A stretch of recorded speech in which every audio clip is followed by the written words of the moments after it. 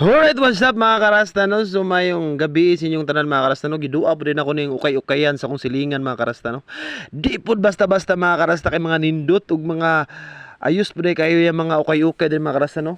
So mawala pa nagabalo mga karasta no. Bagong abre din niya ukay-ukay niya mga karasta. Murag gyapon nang gugma mga karasta. Ukay-ukay para kamo gyud. Duha. Alright, what's up mga karasta? So once again mga karasta no. So kumulag mo diring dapita mga karasta, diri ra ni dapit sa Barangay San Jose mga karasta no, sa Purok 1 mga karasta no.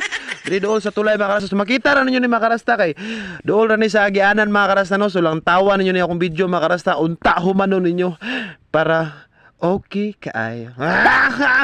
Alright, what's up mga karasta? Shout out ko kang Kuya David yan no, naning kamot sa iyang pagtrabaho no. Shout out si mo Kuya David, unta ug makita nimo ni share unta nimo.